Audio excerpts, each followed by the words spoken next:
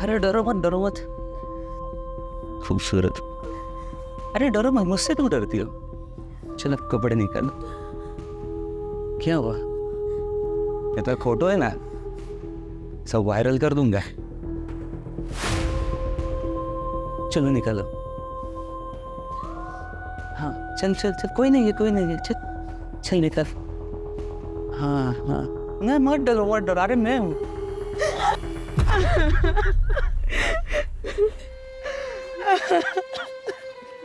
पिता समान थे तुम्हारे, जान छिड़कते थे तुम पे।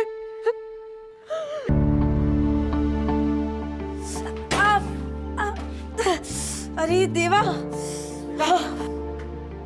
क्या हुआ मेरे लाडू को? अरे मामा, अरे बाबा ये तो जल गया है। ए गीता ताई नौकरी है, नौकरी है। मामा, इधर पानी में हाथ डाल, पानी में हाथ डाल। मामा, क्या करती है रे? तेरा बिल्कुल ध्यान नहीं रहता है रे। अरे क्या तुम दोनों शोर मचा रहे हो? अब क्या हुआ मेरे बच्चे को? आई कुछ नहीं, वो जरा चटका लग गया। ऐसा चटका? कितना बड़ा चटका लगा है? पर तुझे जरूरत क्या थी? मैं बना देती। नादू से पाला है रे तुझे मैंने, तेरे आई नहीं। तेरे को कुछ खरोच भी आती है ना, हमको बड़ा दर्द होता है। तू चल दवाई लगा, चल चल आजा, चल चल दवाई लगा। ए गीता ताई, ए स्मिता, अरे लवकर। गीता ताई खुश खबर है। हाँ? अब से हमें इन घर का भाड़ा देने की कोई जरूरत नहीं है। ये घर अब हमारे नाम पे है। ये क्या? हे देवा, अरे धन्यवाद। अब सब ठीक हो जाएगा ताई, कोई टेंशन नहीं। मामा, ये मालिक के नाम की जगह मेरा नाम क्यों है? तू ही तो इस घर की असली मालकिन है। हम दोनों का तेरे सिवा और है ही कौन? मेरी तो कोई औलाद नहीं है, होती भी तो तेरे जैसे नहीं हो सकती थी बेटा। तू ही मेरे लिए मेरी बेटी है और मेरा बेटा भी तू है ना?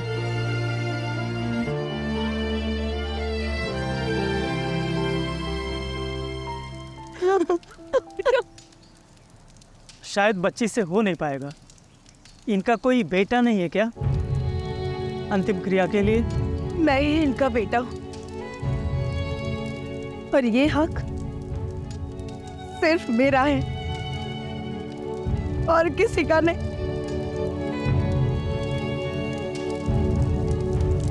नयनम चिन्वन्ति शस्त्राणि नयनम दहति पावकम् न चैनं क्लेदयन्ति आपो निशोषयति मारुतम्।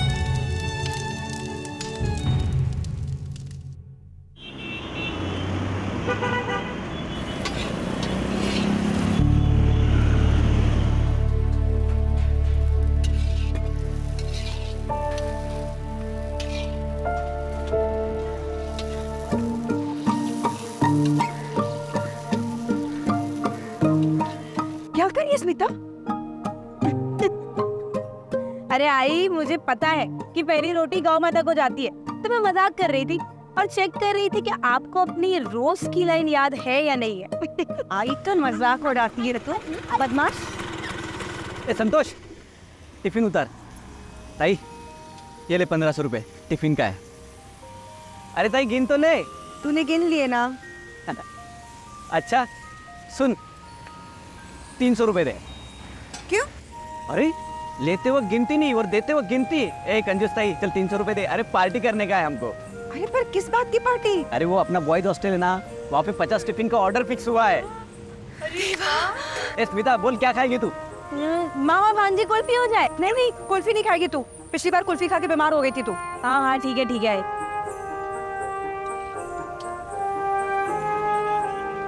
आई भी लेते। चल। अरे किधर जा रहे तू? कोनू? अच्छा मेरे लिए भी लेते आना। अरे अभी आई को काम में हेल्प करवा रही हूँ ना, तो वो हो जाएगा, फिर मिलते हैं ना। अरे हाँ पक्का बाबा, आज मिल लूंगी बस थोड़ी देर। स्मिता आई अब फिर से बात कर रही है चुप चुप के। आई अब मेरी फ्रेंड का फोन था, वो बोल रही थी कि आज एक्स्ट्रा क्लास है ना, तो आने में लेट हो जाएगा। अच्छा कोई बात नहीं, होने दे लेट। एक्स्ट्रा क्लास के बाद पिक्चर भी देख के आना, ठीक है? हाँ अब लेट नहीं हो जाएगा मामा?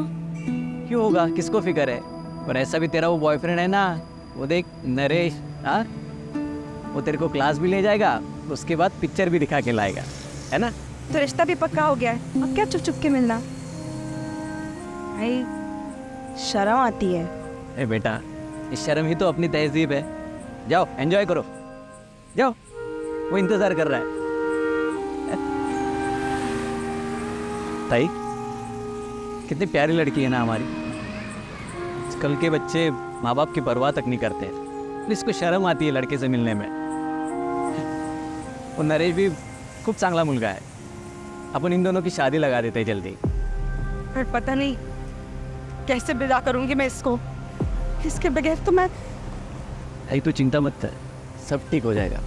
तो सोचना है, हमने कभी सोचा था कि स्मिता की ज़िंदगी में ऐसा दिन भी आएगा? मैं तो लगा था कि शायद उसकी ज़िंदगी फिर से दोबारा, खैर बाकी लड़कियों की तरह उसकी ज़िंदगी में फिर से खुशहाली आई है। गीता, ए गीता, तुम दोनों भाई बहन, तुम दोनों ने हमारे पेट पे लात मारी है, क्या पकी चढ़ रही है? ताई मैं बताता हूँ क्या बकरी है।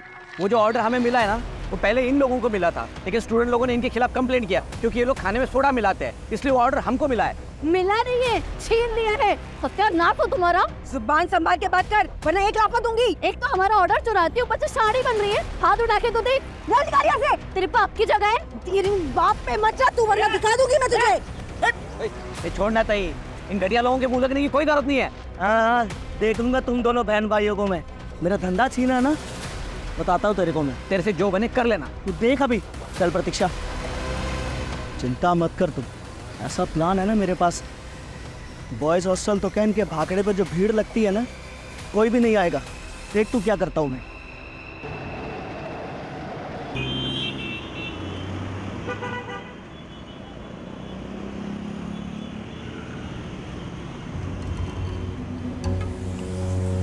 अच्छा सुन, वो ये अमोल और तुषार के घर देते आना, उनकी आई बीमार है, तो टाइम पे देके आना। पुरानी ग्राहक है हमारे। हो ताई। ओ गोपाल बाबू, हाँ आन तो थोड़ी डाल देना। आन तो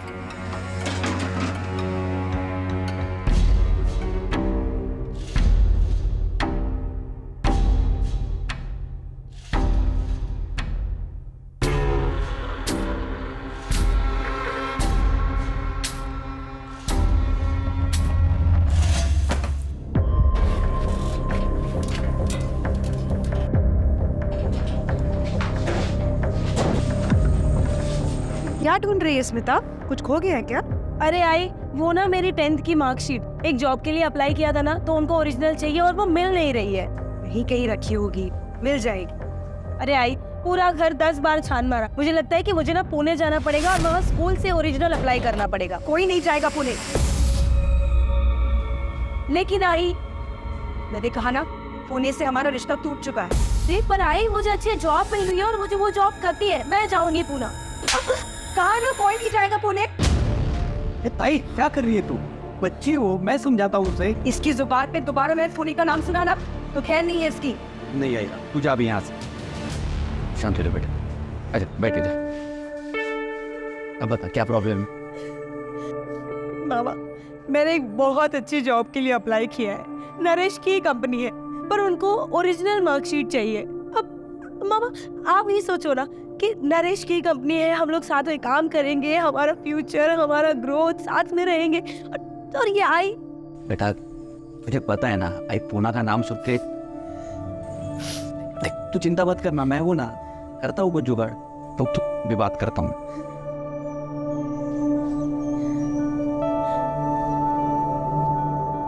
हेलो नरेंद्र भाऊ। अरे गोपाल भाऊ, उठे आए, कितने बड़े चाले, कैसे हो तुम लोग?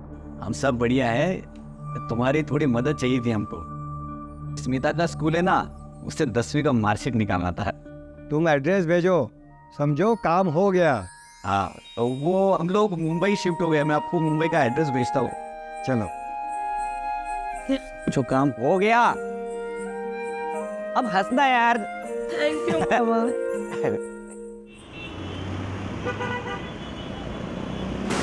अरे क्या कर रही हो? ए अमन, सामान खराब हो गया क्या? कोई नहीं रोकेगा हमको। साला तुम लोग इधर जहरीला खाना बेचते हो क्या? या कोई खाना नहीं खाएगा? भाई बहन लोगों को बेवकूफ बना दिया लोग।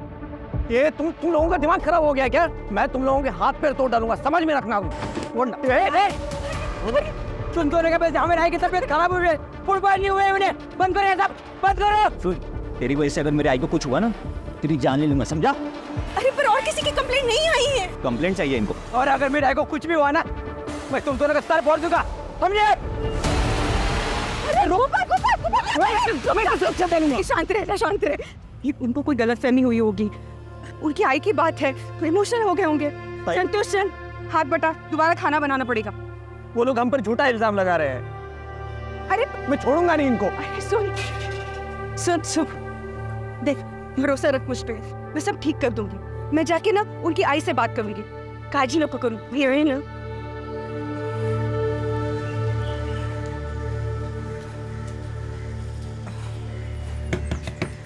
अमोल, तुषार, कोणी आहे घरी? आंटी घर पे कोई नहीं है।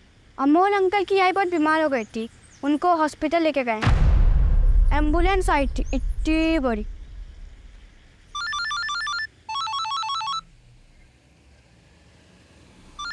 हेलो, हाँ नरेंद्र बाबू। हेलो गोपाल बाबू।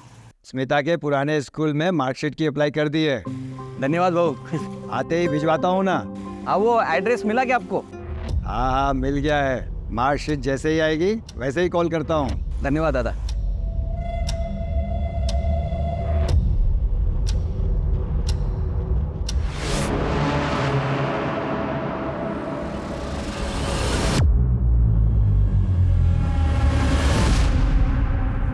बस वेट।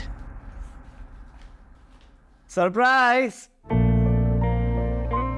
अरे वाह, थैंक यू थैंक यू आई। किससे बात कर रही है? अरे वो गोपाल को उसका फोन बंद लग, तो लगा ना phone. The number you are trying to call is currently switched off. Please try again later. बंद आ रहा है। कहाँ गया होगा मामा?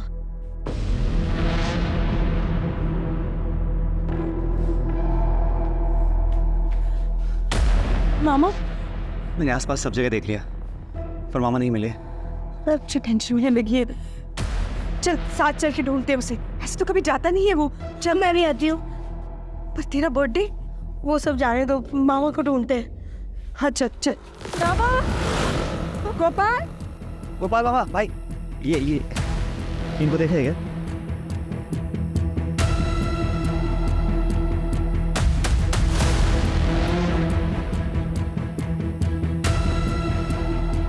इसको देखा है क्या आपने? नहीं। आई मामा कहीं दिख नहीं रहे और उनका फोन भी बंद आ रहा है। आई मुझे डर लग रहा है। आई घबराने को नहीं है ना। मामा कहीं दिख नहीं रहे, रात भी बहुत हो गई अब।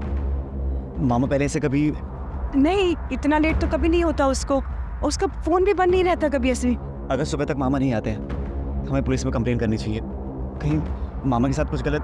नहीं, चुप बोल नरेश, ऐसा कुछ उल्टा सीधा मत सोच। अब चल स्मिता, हम घर चलते। नरेश तू भी घर चला जा, गोपाल आ जाएगा, उसको कुछ नहीं होगा। चल स्मिता, चल चल।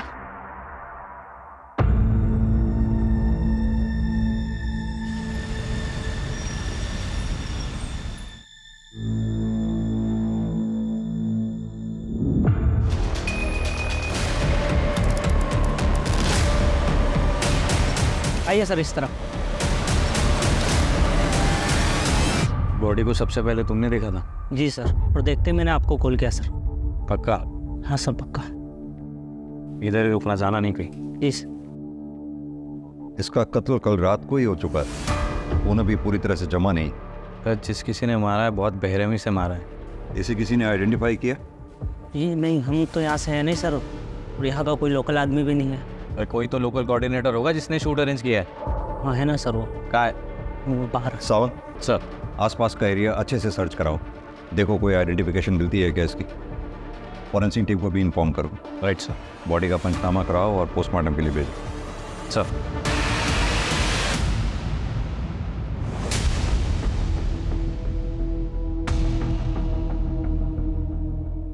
वॉलेट और एक आइडेंटिटी प्रूफ मिला है सर। गोपाल तांबे इसी का लगता है। हाँ सर। फेस भी मैच हो रहा है। सावन इस एड्रेस पे जाके इन्फॉर्म करो और वहाँ जो कोई भी है उसको आइडेंटिफाई करने के लिए बुलाओ। Right sir. देखिए, कल रात कुछ लोगों ने इनका खून कर दिया। नहीं गोपाल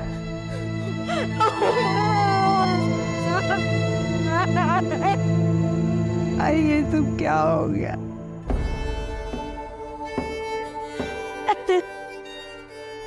आप लोगों का दुख हम समझ सकते हैं, लेकिन अगर आप वाकई चाहते हैं कि आपके भाई के हत्यारों को सजा मिले, आपको हमारी मदद करनी होगी। आई बाबा के गुजर जाने के बाद मैंने इकबाल पोस्ट के उसको बड़ा किया था। भाई नहीं था वो, मेरा बेटा था। देखिए, संभालिए अपने आप को, लेकिन हम कैसे रहेंगे तेरे बिना? मुझे लगता है नहीं माँ बेटी इस वक्त किसी भी तरह की स्टेटमेंट देने की हालत में है। एक काम करो सर, आस पड़ोस में पूछताछ करो, शायद उनसे कुछ पता चले गोपाल के बारे में। Right sir. सर, कुछ दिन पहले गोपाल मामा का जगन से झगड़ा हुआ था और जगन ने उन्हें जान से मारने की धमकी दी थी। मौसी जल्दी चलो, उधर गोपाल मामा करारा हो गया। देवा क्या बोल रहे तू? चल मैं आ रही। चल चल चल चलना वो बता रहा है। हाँ मेरी बीवी के साथ मुझे आता तो मैंने तेरी बीवी का बस ख्याल रखा है। ये पता है ना, ये सब कानूनी सब। 3 साल पहले तो तू अपनी बीवी को छोड़ के भाग गया था, तब गोपाल ने संभाला उसे, वरना भूखी मर जाती तेरी बीवी। 1 हफ्ते पहले तो तू आया है, दारू के अड्डे पे पड़ा रहता है, गोपाल को बोलता है। पर इतना मर्द है ना तू, तो अपनी बीवी का ख्याल रखना सीख, फिर दिखाना अपनी मर्दांगी। चल गोपाल, तेरे में जितना भी डोर है ना, देख अपनी चल। हाँ तेरे दिखाता हूँ मैं इसको मरता। सर, नमस्ते सर, मेरा नाम प्रतीक्षा है। मैं वो स्टॉल पे काम करते हैं हम लोग। सर, वो अमोल और तुषार है ना, उन्होंने आके बहुत झगड़ा किया था इधर। वो इन पे बनाए हुए खाने से उनकी माँ बीमार पड़ गई थी और फिर मर गई। सर, मुझे याद है उन्होंने धमकी दी थी कि अगर उनकी माँ को कुछ हो गया ना, तो ये भाई बहन को जान से मार देंगे। हमने सुना है कि तुम दोनों ने गीता और गोपाल को जान से मारने की धमकी दी थी। हाँ सर, दी थी। क्यों? साहब, उसका खाना खाकर हमारी आई की बहुत हो गई। कल रात से सांस लेने की तो फुर्सत नहीं मिली हमें। अभी अंतिम संस्कार करके आ रहे हैं आप लोग।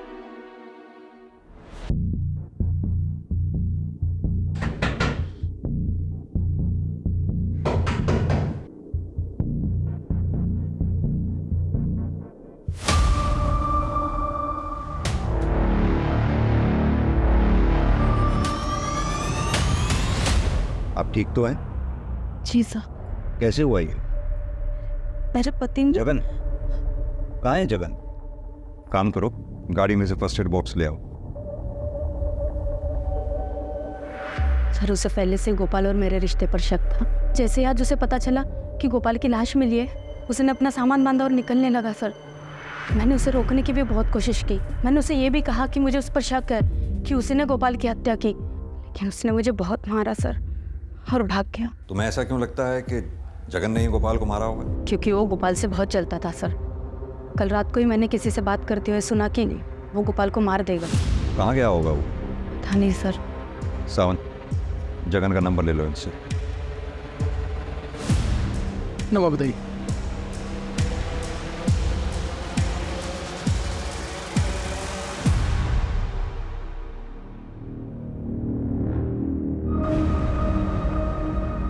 हाँ सर, मैं जल्दी रिपोर्ट करता हूँ आपको।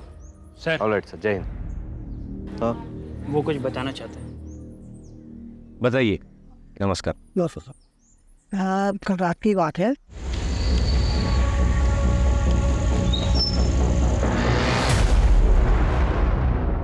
सर, आपको ये एड्रेस पता है? अरे हाँ, ये तो अपने गोपाल बाबू है। यही आगे आपका बाकड़ा उनका लगता था। और लेकिन अभी आप लेट हो गए, दुकान बंद हो गई है उनकी। नहीं, ये घर वाला एड्रेस है, 27/4 नवजीवन सोसाइटी। हाँ, आप एक काम करो। अरे गोपाल बाबू, अरे ये हो गया, अभी देखो, अभी गए। अब घर पे आने की जरूरत नहीं है। वो आदमी गोपाल बाबू के पीछे गाड़ी से भाग गया। उसका चेहरा याद है? मास्क ढका हुआ था। बाइक का नंबर या कौन सी बाइक थी, कुछ तो याद होगा। मैं अंधेरे की वजह से ध्यान दे नहीं पाया। यार कोई आसपास सीसीटीवी है?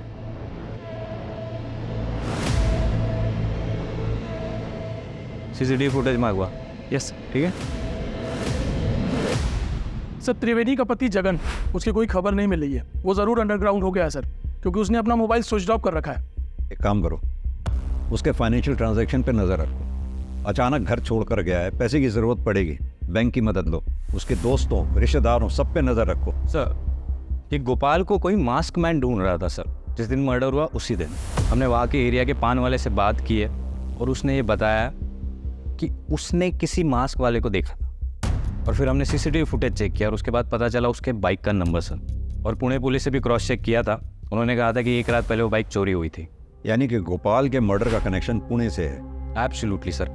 सर एक और इंटरेस्टिंग बात पता चली है कि ये गोपाल को किसी नरेंद्र नाम से 2 बार फ़ोन आया था, एक मर्डर के कई दिन पहले और एक ठीक मर्डर के दिन। हमने कोशिश की नरेंद्र को कांटेक्ट करने की, लेकिन उसका फ़ोन स्विच ऑफ आ रहा है सर। तो फिर देर किस बात की है? पुणे पुलिस से कांटेक्ट करो, उनकी मदद लो। सर एक और फैक्ट है, ठीक मर्डर के रात गोपाल को तुषार का फ़ोन आया था सर। ये वही तुषार है जिसने गोपाल को जान से मारने की धमकी दी थी।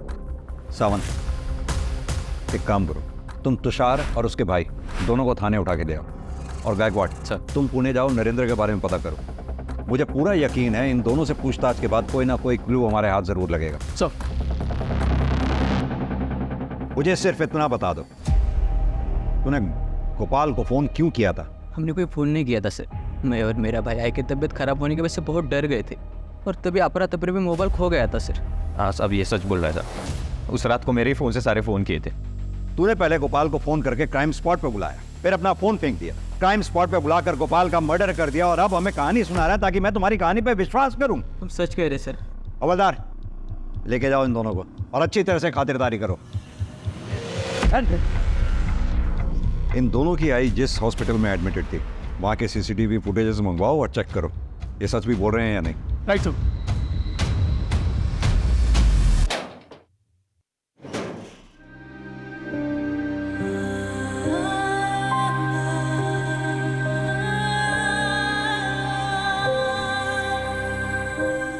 स्मिता, तेरे लिए एक सरप्राइज है। सरप्राइज? पहले अपनी आंखें बंद कर। ओके। ये देख, तेरे शादी की साड़ी। हाँ मामा, मस्त स्पेशल डिजाइन है। खूब छान। वाह मस्त साड़ी है भाऊ, एकदम राजकुमारी दिसेल माझी मुलगी। हाँ मैं पहन के दिखाऊं? हाँ, अभी जा। ताई पूरा मार्केट घुमा मैं, तब जाके ये अच्छी साड़ी मिली मेरे को। स्मिता की शादी बड़ी धूमधाम से करेंगे, किसी चीज की कोई कमी नहीं पड़नी चाहिए। मामा एकदम राजकुमारी। ये देख मामा, तेरे लिए surprise, coat pant shirt tie सब कुछ। मेरी शादी में क्या ये हाफ पैंट पहन के आएगा तू? अरे ये मैंने कभी नहीं पहना रे, ताई की शादी में भी नहीं पहना। पूछ ताई को। पर मेरी शादी में पहनना पड़ेगा। अभी जाओ जाओ जाओ जाओ जाओ, अरे यार ट्राई करके आओ। जाओ जाओ जाओ। कितना जबरदस्ती करती है यार। अभी देख मामा कैसे लगी है।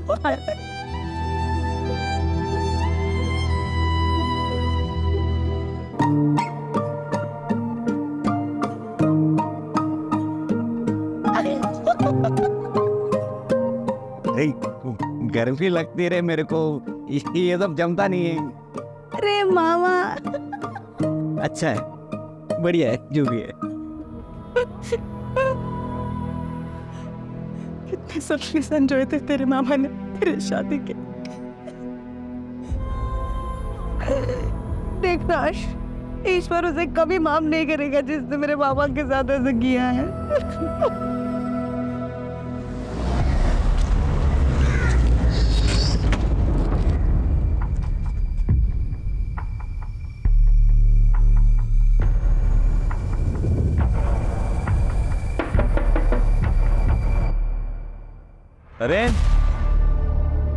नरेंद्र,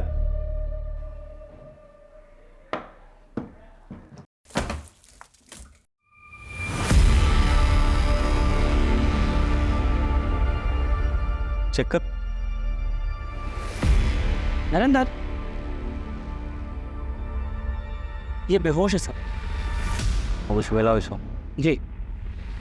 नरेंद्र, नरेंद्र, कैसे हुआ ये सब? जब मैं घर आया, गोपाल भाऊ की भांजी स्मिता के पुराने स्कूल से मार्कशीट अप्लाई करके, और यही सब बताने के लिए मैंने गोपाल भाऊ को फ़ोन किया कि काम हो गया। और जैसे मैंने फ़ोन कट किया, चेहरा देखा तुमने उसका? चेहरा नहीं देख सका, मास्क पहने हुए था। मास्क पहने हुए? और क्या कहा उसने? उसने मेरा गला किसी पट्टे से दबा दिया था और वो गोपाल भाऊ का एड्रेस पूछ रहा था। जब आप लोग आए तो मुझे होश आया। ये वो मास्क मैन? हाँ, यही है। आपको जान के दुख होगा, लेकिन गोपाल जी का मर्डर हो गया है। क्या? यही है, इसी ने गोपाल भाऊ को मारा है। मुझे विश्वास है यही है, इसी ने एड्रेस मांगा था। गायकवाड़, ये गोपाल के मर्डर का कनेक्शन पुणे से है, ये मैं पहले ही कह रहा था। अब ये पता करो कि वो मास्क मैन नरेंद्र के घर पहुंचा तो पहुंचा कैसे? हाँ सर। हाँ साबर। सर, इसका नाम संतोष है। ये गीता और गोपाल के भागने पर हेल्पर का काम करता है सर। ये कुछ बताना चाह रहा है। क्या बताना चाहते हो? सर वो गीता मौसी और गोपाल मामा के भाकरे के पास एक खाने का भाकरा और है। अच्छा, ये वही कपल है ना, शरद और प्रतीक्षा भालेराव? जी सर। पहले इनके पास बॉयज़ हॉस्टल में खाना पहुंचाने का कॉन्ट्रैक्ट था, लेकिन वो जो गीता मौसी और गोपाल मामा को मिल गया था। इस बात पे प्रतीक्षा मौसी और गीता मौसी का झगड़ा भी हुआ था सर। जब से लेके वो शरद जो है वो गोपाल मामा के पीछे रहता था। एनीवे, इन्फॉर्मेशन के लिए शुक्रिया, थैंक यू। सामंत, एक काम करो, ये शरद भालेराव को थाने लेके आओ, अच्छी तरह से खातिरदारी करते हैं, देखते क्या बोलता।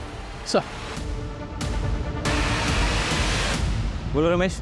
सर ये देखिए, नरेंद्र के घर के पास का सीसीटीवी फुटेज आ गया है। ये सर, ये वो मास्क मैन है। एक मिनट, बैठ जाना थोड़ा। हाँ, एक सेकेंड, जूम करो उसको। ये ऑटो का नंबर, इसकी जांच पड़ताल करो और उसको लेके आओ, ठीक है? जी सर। मेरा बाकड़ा और घर उसी एरिया में है और गोपाल से मेरा कंपटीशन भी रहता था। बाकी इसको लेकर अगर थोड़ा बहुत झगड़ा हो भी गया तो इसका मतलब ये नहीं कि मैंने उसको मारा है। अगर एक भी सबूत तेरे खिलाफ मेरे हाथ लग गया ना, तो ये शरीर पे जितनी भी चमड़ी दिख रही है सारी उतार लूंगा। फिलहाल तुझे छोड़ रहा हूं, हमें बिना बताए शहर छोड़कर जाइयो मत। हवलदार। Yes sir. लेके जाओ उसे। ये मास्क पहने हुए आदमी को तुमने कल्याणी नगर ड्रॉप किया था, राइट? हाँ सर। उठाया कहाँ से था? सर, विवान नगर हाईवे से ये बैठा था मेरे साथ। हाईवे से मतलब उसके घर का पता लगाना मुश्किल है। शक्ल याद है? सर, उसने पूरे टाइम तो मास्क पहन के रखा था, लेकिन एक जगह ऑटो खराब हो गया था तो वहाँ पर इसने मास्क निकाल के सिगरेट पिया था, तो थोड़ा चेहरा याद है।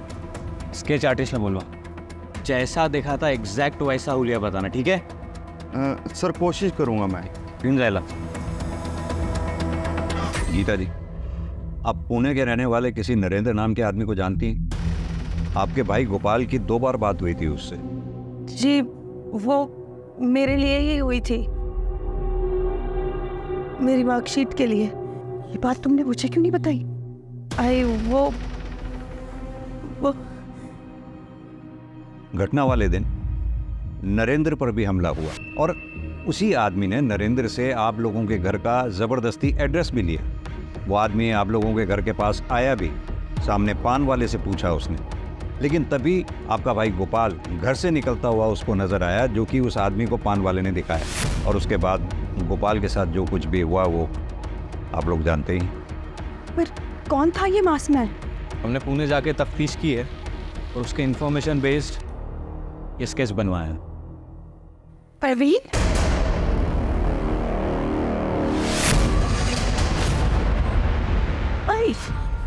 खाने लोग ये आए ना, मैं आए ना।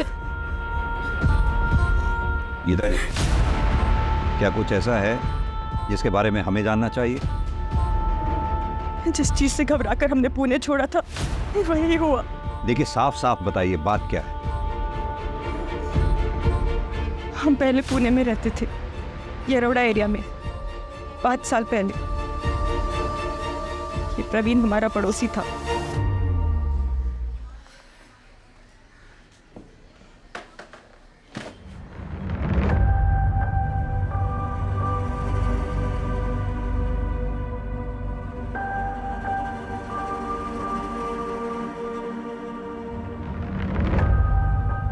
क्या हुआ बेटा? कुछ हुआ है क्या? बेटा बोल ना, माँ हूं मैं तेरी। मुझसे नहीं बोलेगी तो किससे बोलेगी? बोल ना बेटा।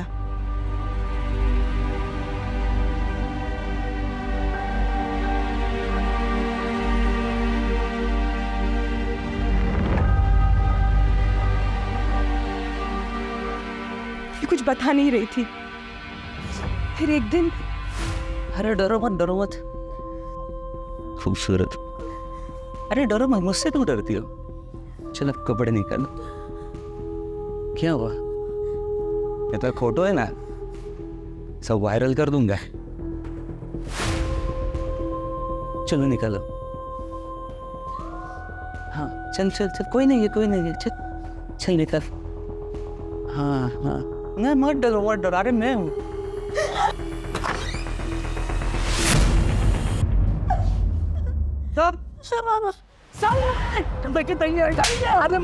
हमने तुझे हमारा पड़ोसी समझा, तूने हमारी खबर बेटी के साथ मुझे छोड़ूंगा नहीं।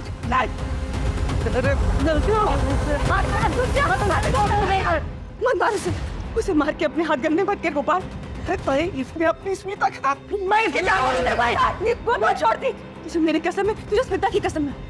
हम ना इसकी शिकायत पुलिस में करेंगे।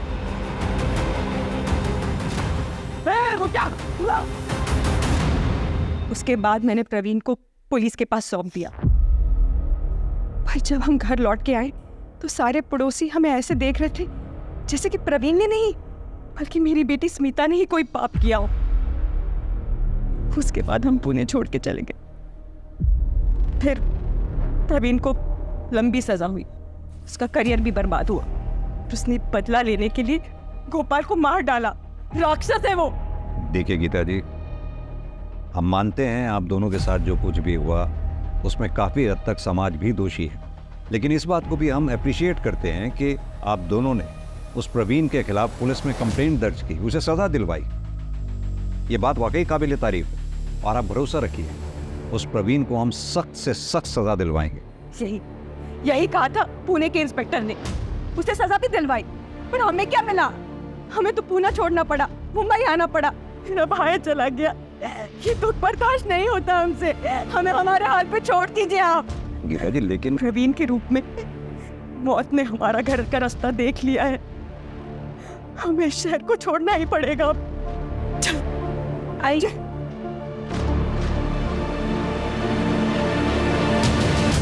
सर बहुत बुरा हुआ गीता और उनकी बेटी के साथ। मुझे ये प्रवीण जल्द से जल्द सलाखों के पीछे चाहिए at any cost. Sir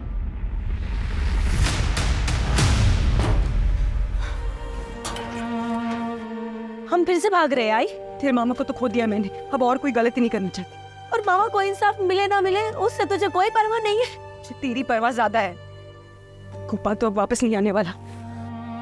I पर ये जो तिनका तिनका जोड़ जोड़ के तुम लोगों ने घर बसाया उसका क्या? मामा नहीं रहा पर वो अब भी यहाँ बसता है, उसकी यादें हैं यहाँ। आई तुझे मेरी फिक्र है ना? आई मैं तुझे विश्वास दिलाती हूँ मुझे कुछ नहीं होगा। सर उस जगन को लेके आए, बोलो मैं अपने चाचा के यहाँ छुपा हुआ था। चल हो जा शुरू। साहब मेरी पत्नी है ना वो त्रिवेणी, सब बहुत चालू हो रहे थे साहब। वो साहब पहले वो गोपाल को अपने प्रेम में फंसाया, उसके बाद मुझे जेल भेजना चाहते हैं साहब। वो गोपाल की हत्या से मेरा कोई सरोकार नहीं है साहब। तो फिर भागा क्यों?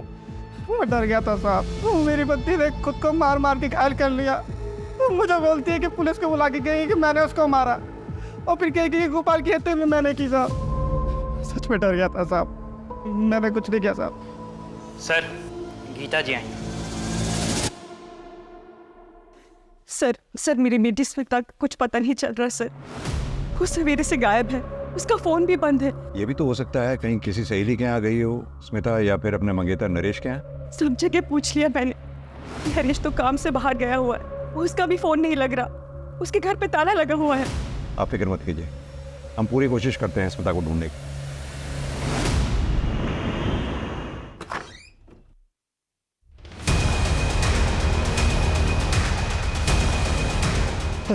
Hello police.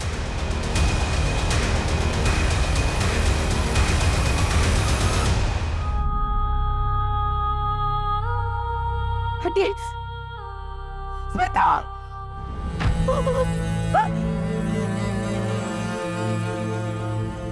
मैडम हाथ मत लगाइए प्लीज। आप होते कौन है मुझे रोकने वाले?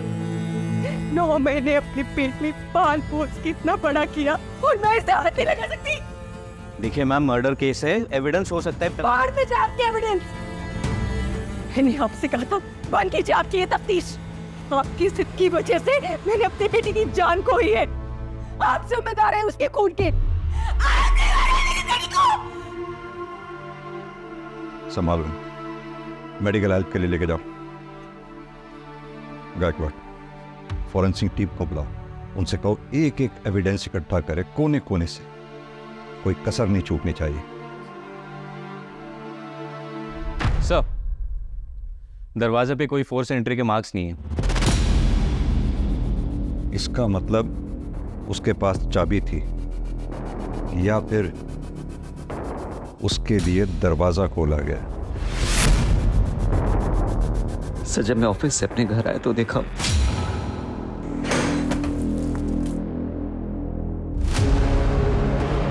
पूरा दिन कहाँ थे तुम? ऑफिस के काम से पनवेल गया था। पूरा दिन फोन क्यों बंद था तुम्हारा? सर आप मुझ पे शक कर रहे हैं? सर मैं स्मिता से प्यार करता हूँ और आपको लगता है कि मैंने उसे। No melodrama please. घर की चाबी किसके पास रहती है? सर एक मेरे पास और एक स्मिता के पास। और किसी के पास? प्लीज। तुम पे शक ना करने की कोई वजह नहीं छोड़ रहे हो मेरे पास। तुम मेरे रडार पे हो। सर अभी अभी प्रवीण का फोन नरेश के घर के पास वाले एरिया में, यानी कि गोरेगांव वेस्ट में एक्टिव हुआ है। उसकी एग्जैक्ट लोकेशन पता करो। आओ मेरे साथ। सर चलो। मैंने कुछ किया था। हम सच है कि मैं मरने के इरादे से पुणे मुंबई आया था। उसने गोपाल का पीछा भी किया, लेकिन उसने पहुंचने से पहले सब चला गया था साहब। स्मिता पर नजर रखने के लिए मैं यहाँ रहने को आया था। इसका मैंने पीछा भी किया साहब, लेकिन वो मेरे हाथों से बच गए। मारते रहो इसे तब तक जब तक सच ना बोले। मैंने कैसे कहा? इस केस में हमारे पास इतने सारे सस्पेक्ट्स हैं, लेकिन एक के भी खिलाफ हमारे पास कोई स्ट्रॉन्ग एविडेंस नहीं है। कुछ तो हमसे छूट रहा है। इस केस से रिलेटेड जितने भी सस्पेक्ट्स हैं, सबके banking transaction, call detail records, locations recheck करो, देखिए क्या मिलता है।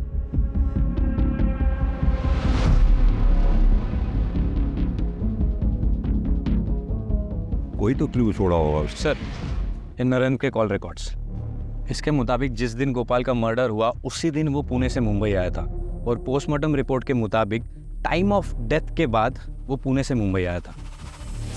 लेकिन जब नरेंद्र के घर में पूछताछ करने गए तो उसने कहा कि बेहोशी के इंजेक्शन के कारण वो दिन भर घर में पड़ा हुआ था सर।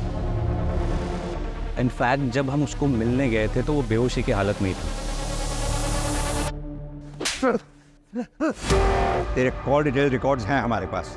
तेरे मोबाइल की लोकेशन जहाँ गोपाल का मर्डर हुआ वहाँ की थी, और यही नहीं, नरेश के घर पे भी तेरा मोबाइल एक्टिव था जहाँ स्मिता का मर्डर हुआ।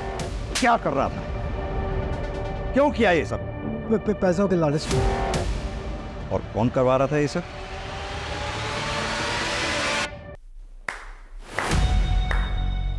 कमाल का खेल रचाया आपने।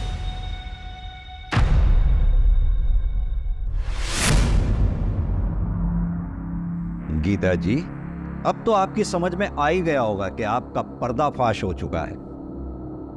अब आप सच सच बताइए, इससे पहले कि जो आपके प्रति मेरी सहानुभूति थी वो नफरत में बदल जाए या मेरे सब्र का बांध टूट जाए, सच सच बता दीजिए। मैं नहीं चाहती थी कि स्मिता और नरेश की शादी हो, क्योंकि नरेश हमारी जात का नहीं है, ना ही हमारी बराबरी का है। लेकिन स्मिता नरेश से बहुत प्यार करती थी और गोपाल भी उसको सपोर्ट कर रहा था। मैं किसी तरह इस शादी को रोकना चाहती थी। स्मिता को तो मैं फिर भी पटा लेती, लेकिन गोपाल वो रास्ते में आ रहा था। फिर उस दिन मैंने गोपाल और नरेंद्र की बातें सुन ली। अरे स्मिता का स्कूल है ना, उससे 10वीं का मार्कशीट निकालना था। नरेंद्र मेरा पुराना दोस्त है। मैंने उससे बात की। प्लान को मजबूत करने के लिए अमोल और तुषार की माँ, जो हमेशा बीमार ही रहती है, उसके खाने में कुछ सड़ा मिला दिया। उससे उसको फूड पॉइजनिंग हो गई और वो चल बसी। उसका इल्ज़ाम उन्होंने हम पे लगाया। तुम लोग इधर जहरीला खाना बेचते हो क्या? या कोई खाना नहीं खिलेगा? तेरी वजह से अगर मेरे आई को कुछ हुआ ना, तेरी जान ले लूँगा, समझा? फिर उसके बाद हमदर्दी देने मैं उनके घर गई। वो दोनों तो घर पर नहीं थे, लेकिन मुझे उनका फ़ोन मिल गया जो हड़बड़ी में गिर गया था। मैंने उसको उठा लिया। फिर प्रवीण पैरोल से जेल से बाहर निकला था। उसने नरेंद्र पे अटैक किया, जो मुझे नरेंद्र ने बताया। प्रवीण तुम्हारा एड्रेस लेके गया है। मैं समझ गई थी कि प्रवीण मुंबई हमारे पीछे ज़रूर आएगा, तो मैंने नरेंद्र को मुंबई बुला लिया और उसके फ़ोन से गोपाल को कॉल कर लिया और उसको खंडर में बुला लिया मार्कशीट लेने के लिए। नरेंद्र उठा रे, मानुस यार।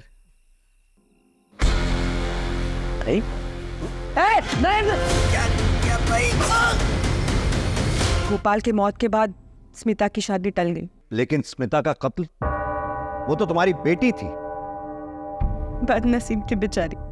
नरेंद्र मेरे पास पैसे लेने आया था, तब उसने हम दोनों को साथ देख लिया, हमारी बातें भी सुन ली। भाई, तूने मामा को मारा? और उसने हाय तौबा मचा दी कि वो पुलिस के पास शिकायत कर देगी। मेरे पास कोई चारा नहीं था। फिर मैंने सोचा कि सारी फसाद की जड़ तो नरेश है, उसे क्यों बख्श दें? हमें विश्वास था कि ये सारा शक प्रवीण पे जाएगा, और वैसे ही हुआ। अगर गोपाल और स्मिता दोनों जिद नहीं करते ना, तो आज वो जिंदा होते। जिद उनकी नहीं, जिद तुम्हारी थी। तुम्हारी जिद ने तुम्हारे ही परिवार को खत्म करवा दिया। सच बताऊं, तुम्हें जितनी सजा मिले उतनी कम।